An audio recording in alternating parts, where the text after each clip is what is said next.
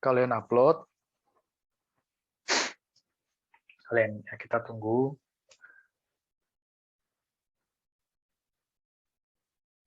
Mungkin sembari kita tunggu,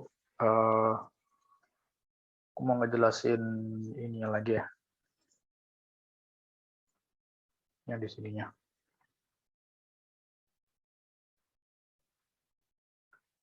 Ini mungkin nanti kalian bisa ini ya, download si kodenya. Udah aku taruh di sini. Nanti aku bagikan drive Google-nya juga. Ini kalian baca nanti kalau drive Google-nya. Google Drive. Kemudian sambil nunggu upload aja.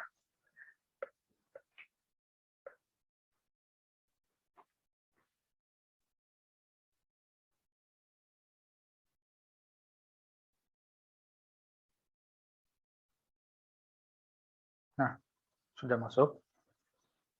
Nah, ini di sini bisa kalian lihat proses uploadingnya kayak gini. Writing gitu. Sampai nanti 100%. Ini kan nanti ada masalah, bisa kalian cek di setiap partnya gitu. Misal masalahnya bisa di board manajernya gitu. Jadi kalian belum nge-download atau nge-set si board manajernya ke NetMCU-nya. Andai kan salahnya di programnya atau di sintaksnya, di bahasa programnya. Berarti kalian bisa cek nanti di situnya.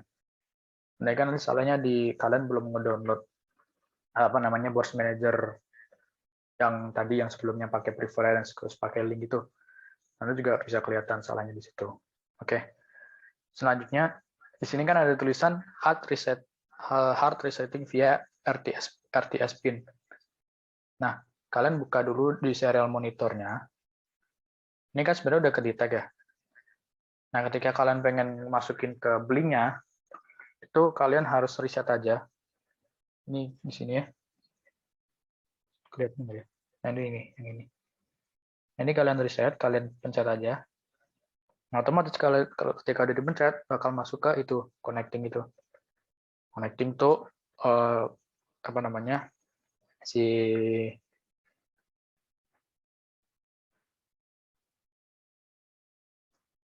connecting tuh ininya. Connecting tuh WiFi yang sudah dikonekkan gitu. Nah, di sini ada ready ping 54 milisecond. Itu ya untuk melihat ininya kecepatan WiFi-nya gitu kan. Semakin cepat ya untuk nantinya bakal semakin cepat juga untuk si ininya. Untuk penguploadan datanya. Oke, mungkin kita lihat perbedaannya ketika kita kasih panas gitu ya. Ini kan di sini kan temperaturnya masih 28,90 gitu. Mana ya? Bentar. Ini ya, ini untuk ininya ya. Jadi sebenarnya itu kenapa kok mulai di 28 ya? Sebenarnya kan tempatku ini nggak 28 juga sih di bawahnya itu harusnya mungkin. Dan ini karena kemarin itu pas saya coba ke nyalain gitu ya, pakai inputnya pakai API gitu, pakai korek. Setelah dicoba itu si ininya tuh meleleh karena aku terlalu dekat dan si temperaturnya aku ukur di atas 50-an. Nah, ketika udah sampai di atas 50 otomatis bakal meleleh. Nah, itu yang kenapa kok kita memerlukan datasheet terus kita baca dulu agar tidak terjadi kesalahan-kesalahan itu. Entah itu si sensornya meleleh, entah itu si sensornya panas, entah itu sensornya kebakar gitu kan. Itu untuk meminimalisir kesalahan-kesalahan tersebut. Ya, ini mungkin kita ceknya gini aja, kalau kita pegang. Harusnya kan kalau dipegang itu kan otomatis bakal berubah. Nah, itu bisa dilihat berubah kan.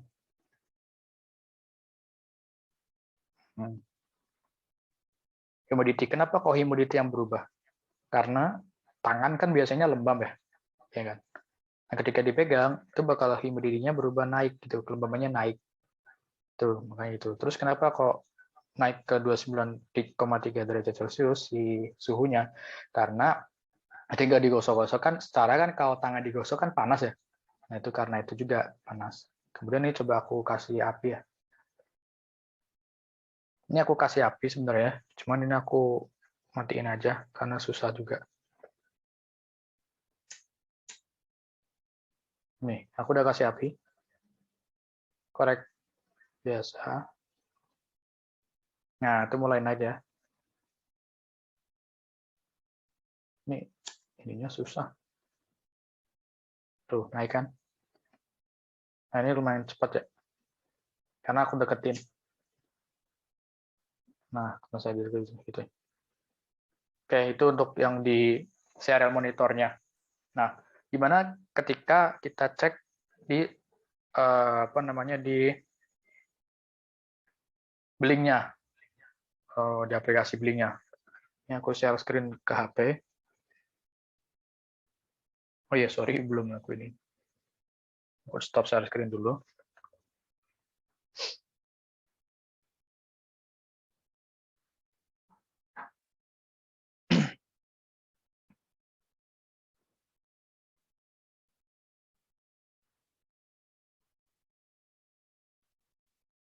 Ya.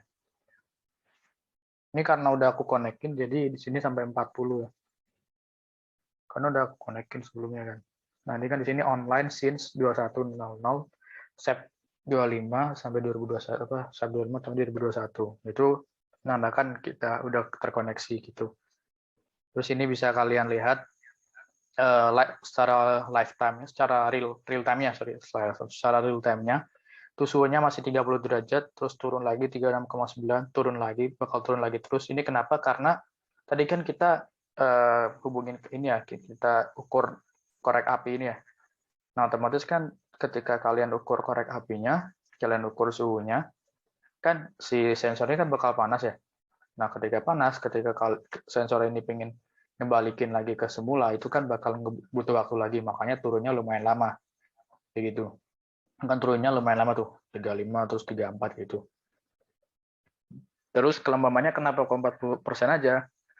Karena panas. Karena semakin panas kan kelembabannya semakin kecil lah. Terus kalau di tempat dingin ya pasti bakal sangat lembab gitu. Terus kalau apa namanya? Kadang juga kan kalau tepatnya apa ya bahasanya itu kayak pengap gitu ya. Pengap itu apa bahasanya? Biasanya nggak ada udara gitu ya, nggak ada udara gitu. Otomatis kan bakal lembab gitu ya. Nah, itu juga bisa panas juga kan. Nah, itu ya sama. Ini tergantung sama kelembaban dan suhunya gitu. Kalau suhu kan, kalau lembab kan ketika ketika ada apa namanya kayak gas-gas kalau air lah ya. Kalau air kita contoh air itu kan pasti ketika kita kasih air atau apa di situ pasti bakal lembab gitu. Jadi kayak gitu. Terus kalau apa namanya suhu ya bisa kita tentuin dari dingin ataupun panas gitu. Kalau dingin coba kalian kasih es batu aja dah. Kalian es batu nantinya otomatis bakal turun dengan drastis kayak gitu. Mungkin aku coba pakai es batu kali ya. Tapi nggak ada es batu sih. Ya itu nanti kalian coba cek lagi. Kalian coba sendiri. Terus kalian pakai es batu. Terus kalian tempelin aja nih ke sensornya gitu. Kalian tempelin otomatis bakal turun sendiri. Ini makanya turunnya lumayan lama seperti itu. Kemudian bisa kalian cek di 15 menit. Secara 15 menit. 15 menit gitu. Per 15 menit itu berapa suhu yang terukur, kelembaban yang terukur. Kemudian untuk secara 30 menit, kemudian untuk sekitar 1 jam. Kayak gitu. Nah, ini kalian bisa nge-export juga ke CSV. CSV itu kan kayak si file yang bisa kalian pakai nantinya untuk ngebuat ini ya suatu menganalisis data lah. Bisa untuk itu CSV. Nanti kalian bakal tahu sih ketika kalian mempelajari Python atau mungkin mempelajari MATLAB gitu. Ini bakal banyak tuh file-file kayak gitu, CSV. Kemudian ya banyak lah kalau untuk file-file yang untuk build data gitu-gitu. Mungkin ini untuk sekian ya untuk penjelasan tentang gimana caranya kita memonitoring suhu dan temperatur, suhu dan kelembaban suatu ruangan atau suatu benda dengan menggunakan Blink aplikasi Blink di sini, Blink application dan sensor DHT11, kemudian microcontroller Node MCU ESP8266 Node MCU versi yang versi 3. Kayaknya aku pakai yang versi 3. Itu nanti kalian bisa baca-baca lagi untuk drive yang sudah aku kirimin. Kemudian nanti untuk ketika ada pertanyaan, mungkin nanti bisa tanya-tanya aja. Jika nanti aku bisa ngejawab, bakal aku bantu jawab juga. Kemudian ya, selamat mencoba. Kemudian jangan lupa kalian untuk selalu belajar juga tentang instrumentasi, karena ya instrumentasi sangat luas ya. Jadi ya wajiblah kalian untuk mencoba-coba sendiri lagi di rumah ataupun di kosan ataupun di Malang gitu. Kalian coba-coba lagi agar ilmu yang kalian dapatkan itu bisa semakin luas juga. Oke, mungkin aku tutup aja. Sekian penjelasan project dari aku mengenai temperature and humidity sensor with Node MCU dan with Blink application. Bisa kalian baca-baca lagi nanti. Jika kalian ada yang mau ditanyakan, bisa ditanyakan. Kemudian kalau ada salah kata dari penjelasan aku dari tadi, jika ada salah juga dari penjelasan aku tadi itu mau dimaafkan. Karena di sini juga aku belajar juga untuk keistruan juga kan. Kita sama-sama belajar, sama-sama jadi mahasiswa. Ya kita harus haus akan ilmu gitu, agar kita bisa sukses ke depannya gitu. Ya mungkin sekian yang dapat aku sampaikan. Terima kasih dan mohon maaf. Terima kasih atas waktunya. Wassalamualaikum warahmatullahi wabarakatuh.